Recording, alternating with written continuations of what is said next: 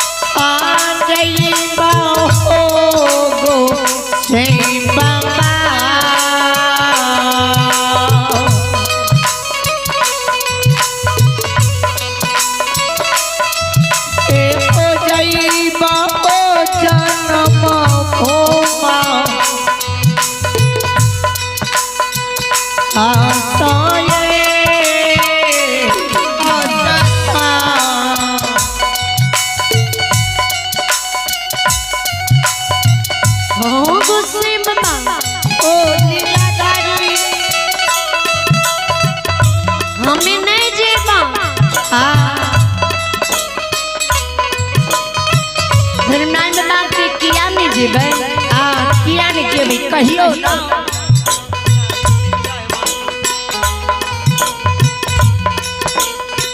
अय्यावे ऋषि है और हेमांशु भगवान के दरबार में शानदार 51 रुपए की दान दिए। श्रद्धालु को भगवान लंबी उम्र दी, बली बुरी विद्या की भंडार दी। जय हो दानी दाता की जय हो। ओ धर्मराज बाबा तोरा बात के हमरा विश्वास नहीं होय छे। जी माँ जीवित होते अवला बिना पुरुष के होते, बान्हल गहबर हमर होते, रोपल सुगा वृक्ष द्वार पर हरिहर कंचन होते, हमें नहीं देबा नहीं देबा।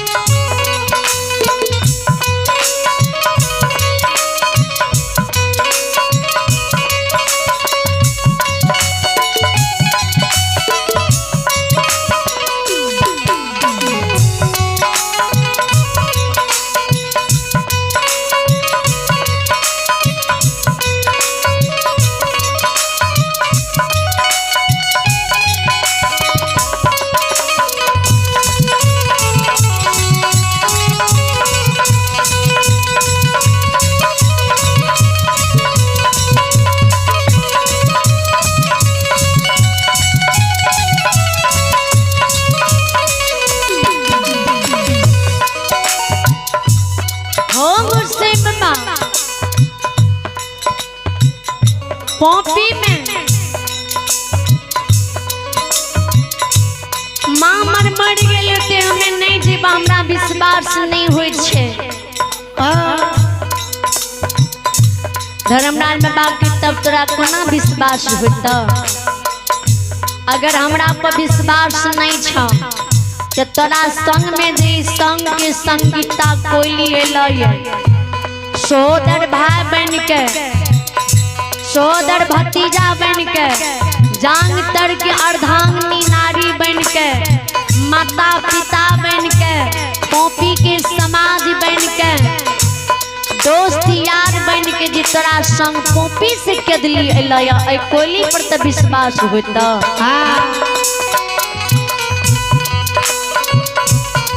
हम ते तोरा ज्योति बाबू हकीकत में भूल गेल रहिया, लेकिन आज तोरा केदली से ला जाय ल एलिया तैया कोयली की पूर्ण प्रताप से एलिया। जब तोरा 12 बरस पुरला ने ते ई कोयली पॉपी नगरी में जा पॉपी की सुतल देवी देवता के जगल का।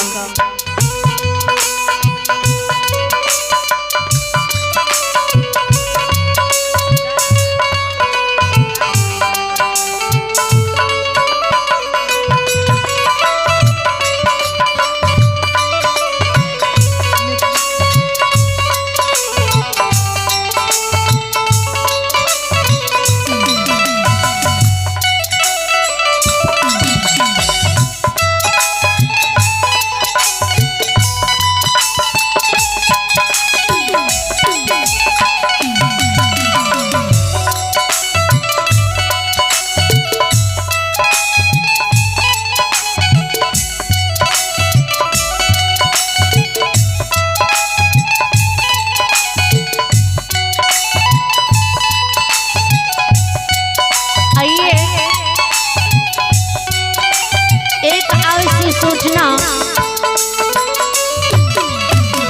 शंकर गरीवर साहब जी, शंकर चचा जी, आप जहाँ भी हो कृपया आवाज सुनती ही पंडाल में आने का कृपा करें।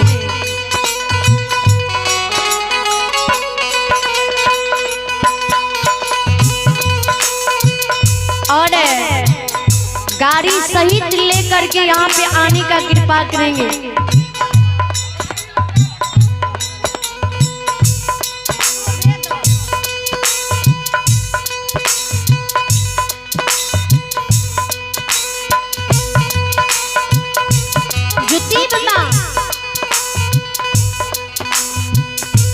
ज्योति बाबा आंख से आंख आंसू गिरे ज्योति बाबा के धीरनाथ बाबा के कोयली तोरा माँ का देख के अला ये कोयली के पूछो जे तोर माँ मर गेला कि जिंदा छ।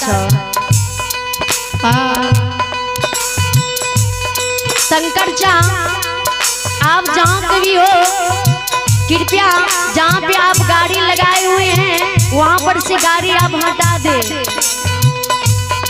शंकर चा अगर आप मेरी आवाज सुनते होंगे तो जहाँ पर आप गाड़ी लगाए हुए हैं वहाँ पर से गाड़ी हटा दे।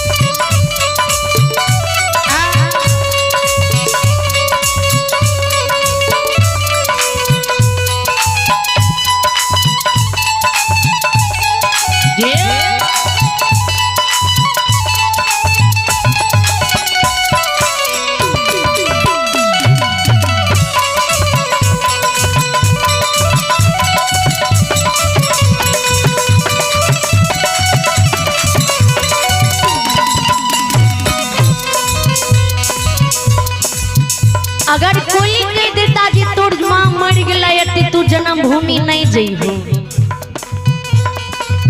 ज्योति बाबा कह गे कोयली ई ठकबा गोसाई जी बोलैये हकीकत में तू पौपी नगरी गेलही है,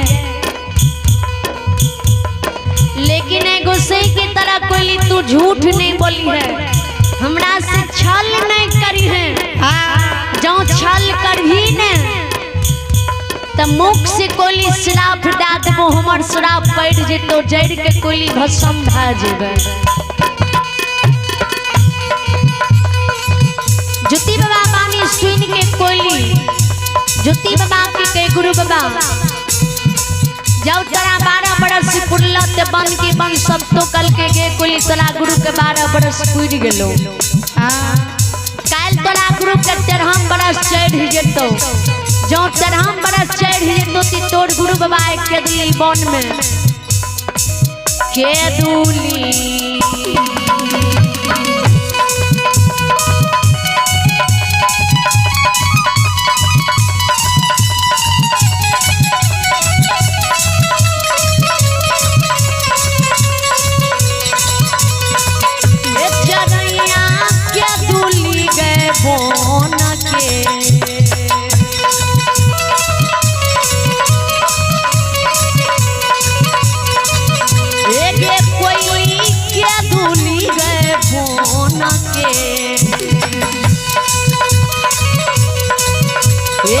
भूता होई तो गुरु बाबा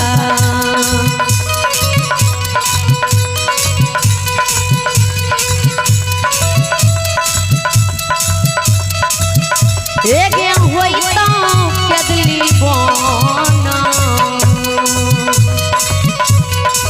ये जाओ